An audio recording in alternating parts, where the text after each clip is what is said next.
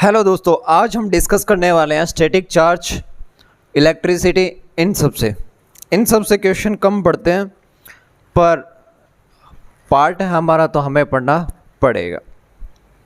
अब बात करते हैं सबसे पहले स्टैटिक चार्ज होता क्या है। स्टैटिक चार्ज होता है कि जब हम दो कोई भी ऑब्जेक्ट आपस में ऐसे रगड़ते हैं तब उनमें कुछ आवेश जनरेट होता है, और वो आवेश क्या होता है? स्टोरेज होता है। उस आवेश को क्या बोलते हैं? स्टैटिक चार्ज बोलते हैं। यानी कि दो वस्तुओं को आपस में रगड़ने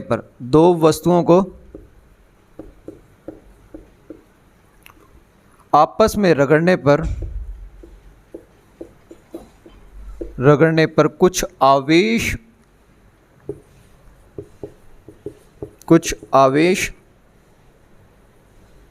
संयोजित होता है। उसे क्या कहते हैं? उसे स्थिर विद्युत कहते हैं।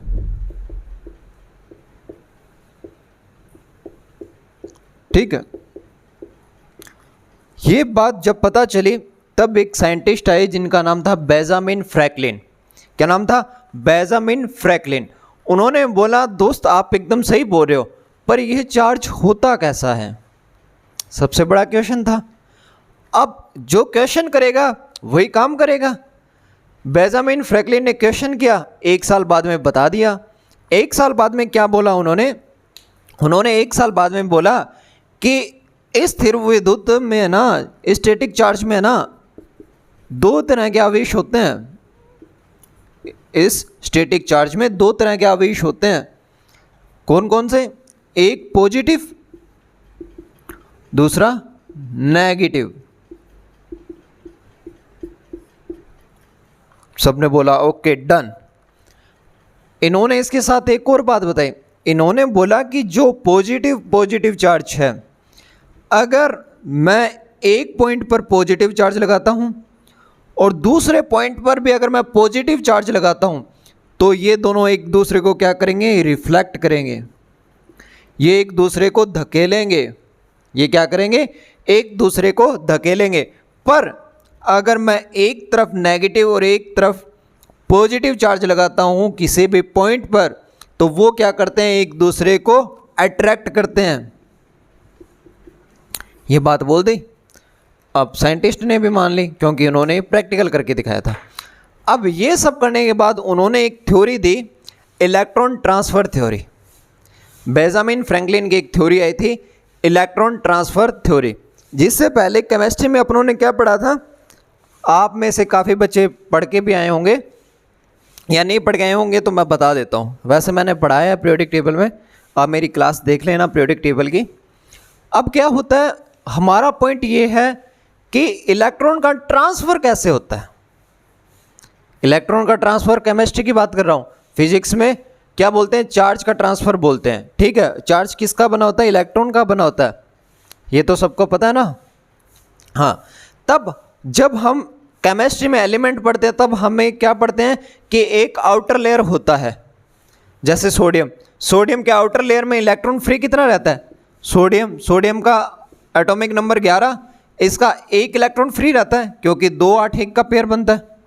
ये जो एक इलेक्ट्रॉन फ्री हो रहता है, ये क्या करते हैं? ट्रांसफ़र होते रहते हैं। ये क्या होते रहते हैं? ट्रांसफ़र होते रहते हैं। तो इस पर एक किसने एक स्टोरी बनाई? इस पर एक थ्योरी बनाई बेंजामिन फ्रैंकलिन ने, जिसे बोलते हैं इलेक्ट्रॉन ट्रांसफर थ्योरी। वो बताता हूं आपको।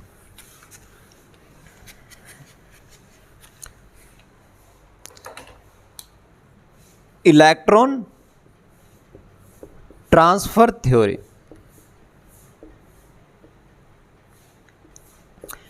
इसमें बोला कि दो कोई भी ऑब्जेक्ट हैं, वो क्या करते हैं? इलेक्ट्रॉन का ट्रांसफ़र करते हैं। और ये इलेक्ट्रॉन कहाँ से आते हैं? ये इलेक्ट्रॉन वहाँ से आते हैं जब दो ऑब्जेक्ट में से किसी के पास जितने ज़्यादा फ्री इलेक्ट्रॉन होते हैं वो उतने ज़्यादा दूसरे को दे देता है। ठीक है सर। और कैसे होता है वो मैं आपको केमिस्ट्री का एक एग्जांपल लेके समझाता हूँ, आपको समझ में आएगा। केमिस्ट्री का एक एग्जांपल लेते हैं, NaCl, नाम सोडियम क्लोराइड। इससे आपको बेटर समझ में आएगा। ठीक है, समझाने को तो मैं फिजिक्स के भी डायग्राम ले सकता हूँ। आपको पता है सोडियम पर पॉजिटिव चार्ज होता है और क्लोरीन पे नेगेटिव चार्ज होता है। सोडियम का अगर एटॉमिक बनाए तो ऐसे बनता है, क्लोरीन का बनाए तो ऐसे बनता है। सोडियम का एटॉमिक नंबर कितना होता है? 11। कितना होता है? 11, यानी कि 2 8 1। क्लोरीन का कितना होता है? 2 8 7। 2 8 7। ओके सर, हमें पता। अब हम यहाँ पे इलेक्ट्रॉन बनाते हैं। पहले शेल में 2 इलेक्ट्रॉन, दूसरे में 8 और तीसरे में 1। क्लोरीन में वही, पहले में 2, दूसरे में 8, तीसरे में 7। ठीक है। अब इन्हें एक कंपाउंड तैयार करने के लिए, इन्हें एक सोडियम क्लोराइड तैयार करने के लिए ये दोनों क्या करते हैं? प्लस होते हैं, यानी कि ये दोनों एटम आपस में जुड़ते हैं, जुड़कर एक नया कंपाउंड तैयार करते हैं जिसे बोलते हैं सोडियम क्लोराइड। अब इनके आउटर सेल में देखो, इसके पास एक इलेक्ट्रॉन क्या है? फ्री है। इसके पास ये एक इलेक्ट्रॉन क्या है? फ्री। और इसे क्या एक इलेक्ट्रॉन की नीड है। तो ये क्या करता है? सोडियम अपना फ्री इलेक्ट्रॉन इसे दे देता है। सोडियम अपना फ्री इलेक्ट्रॉन किसे दे देगा? क्लोरीन को दे देगा, और ये एक नया कंपाउंड बना लेगा NaCl। ये थ्योरी भी इलेक्ट्रॉन ट्रांसफर थ्योरी पर बेस है। अब इस पर बेंजामिन फ्रैंकलिन ने एक चीज़ बोली जो अपने आज भी पढ़ते हैं।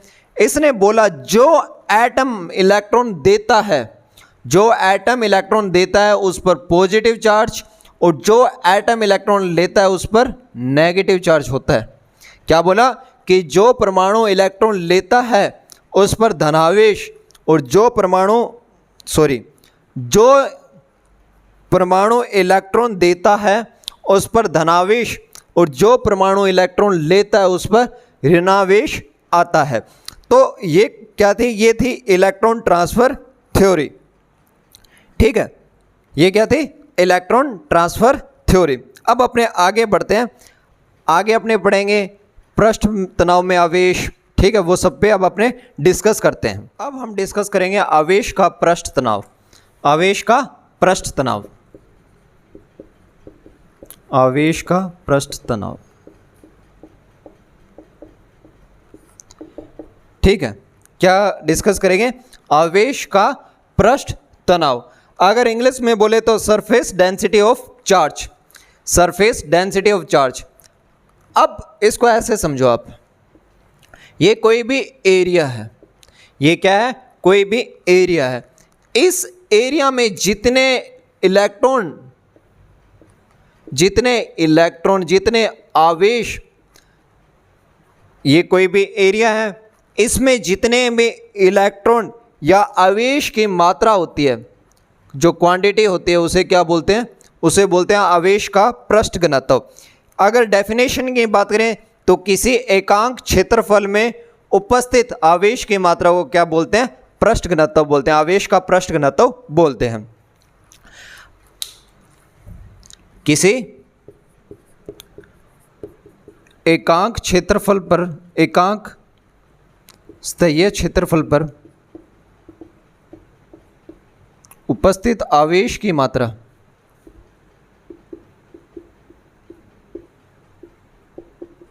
उपस्थित आवेश की मात्रा आवेश का पृष्ठ तनाव कहलाती है।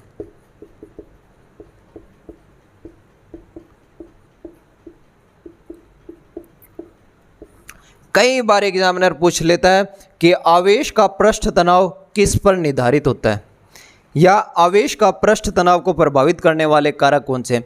तो सबसे पहला ये क्षेत्रफल पर प्रभावित होता है, सबसे ज़्यादा क्षेत्रफल पर प्रभावित होता है। क्षेत्रफल पर कैसे? क्षेत्रफल पर आवेश क्या होता है? बेस होता है। अगर ये मान लो 64 क्षेत्रफल है कोई, अब अगर मैं क्षेत्रफल बढ़ाकर 108 करूंगा तो चार्ज पर इफेक्ट पड़ेगा, आवेश पर तो इफेक्ट पड़ेगा ही ना। दूसरा, ये किसी अन्य चालक पर भी, अगर इसके पास कोई मैं और कंडक्टर लगाता हूं तो उस पर भी फर्क पड़ता है। अब इस पर उन्होंने एक और चीज़ लिखी, इन्होंने बोला कि पॉइंटेड ऑब्जेक्ट होते हैं, जितने भी पॉइंटेड ऑब्जेक्ट होते हैं, जितने भी पॉइंटेड ऑब्जेक्ट होते हैं उनका आवेश पृष्ठ तनाव ज़्यादा होता है।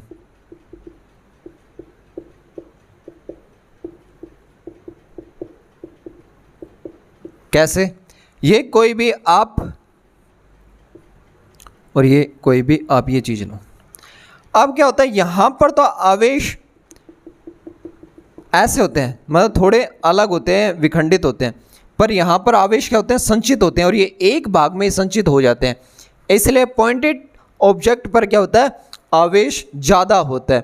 और पॉइंटेड चीज़ क्या होती है, इस पर एक फिजिक्स में एक और चीज़ पढ़ाई जाती है पॉइंटेड पे, कि वायुरोधी, यानी कि जो वायु को आर पार कर दे, वो एक फ्रिक्शनल फोर्स पढ़ाया जाता है। आपने शायद पढ़ा हो या ना पढ़ा हो, फ्लूइड फ्रिक्शनल फोर्स, ठीक है। तो उसमें वायुयान पढ़ाया जाता है और उसमें क्वेश्चन आता है कि वायुयान को आगे से नुकीला क्यों बनाया जाता है। तो वो किस लिए बनाया जाता है, कि वो वायु को विच्छेदित कर सके, इसलिए क्या बनाया जाता है, वो पॉइंटेड बनाया जाता है। क्योंकि पॉइंटेड चीज़ क्या होती है, सबसे तेज आती है और सबसे तेज गमन करती है। ऐसे फ्री फॉलिंग ऑब्जेक्ट में भी पढ़ाया जाता है कि मैं दो ऑब्जेक्ट एक साथ डाल रहा हूँ, एक गोलाकार है एक पॉइंटेड है, कौन सा ऑब्जेक्ट पहले आएगा, तो पहले पॉइंटेड ऑब्जेक्ट पहले आता है। तो इस तरह पढ़ाए जाते हैं। पॉइंटेड चीज़ें तुम्हें पता नहीं है पर आगे पढ़ाई जाती है, ठीक है। अब हम बात करें चार्ज मैंने आपको बताया। अब बात करते हैं अपने कंडक्टर की। तीन तरह की चीज़ें होती है, एक गुड कंडक्टर, एक बैड कंडक्टर और एक सेमी कंडक्टर। गुड कंडक्टर कौन सा होता है, जहाँ से आवेश आसानी से गुजर सके, जहाँ से आवेश आसानी से गुजर सके। कंडक्टर की बात करें तो तीन तरह के कंडक्टर होते हैं अपने पास। चालक,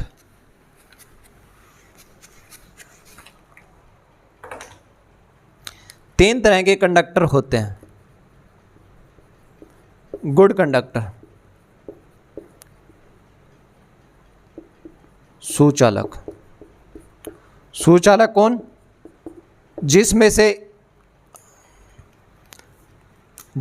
चार्ज आसानी से प्रवाह हो सके, आसानी से प्रवाहित हो सके। क्या हो सके, आसानी से प्रवाहित हो सके। एग्जाम्पल आयरन, ठीक है। फिर आता है बैड कंडक्टर। बैड कंडक्टर कौन से होते हैं, बैड कंडक्टर यानी कि कुचालक। कुचालक कौन से, जिनसे चार्ज आसानी से प्रवाहित ना हो सके, चार्ज आसानी से प्रवाहित ना हो सके या प्रवाहित ही नहीं होते। एग्जाम्पल इसका लकड़ी, ठीक है, कागज, इस तरह। तीसरा होता है सेमीकंडक्टर। तीसरा कौन सा होता है, सेमीकंडक्टर। सेमीकंडक्टर या इसे बोलते हैं अर्धचालक।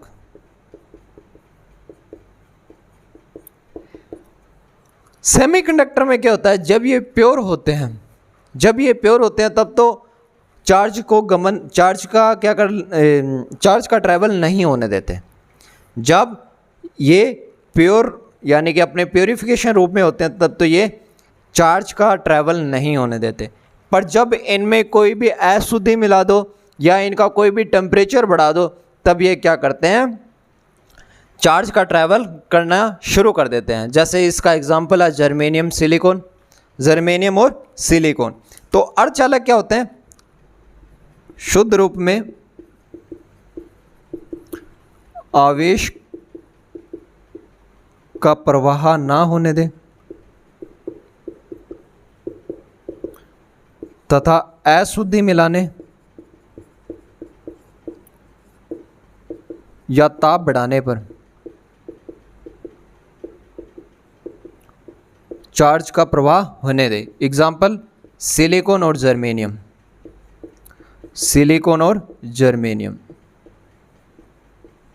ठीक है, दो एग्जाम्पल हैं इसके, सिलिकॉन और जर्मेनियम। ठीक है, तो हमने क्या पढ़ा, हमने पढ़ा है conductor, conductor good conductor bad conductor, good conductor और बैड कंडक्टर।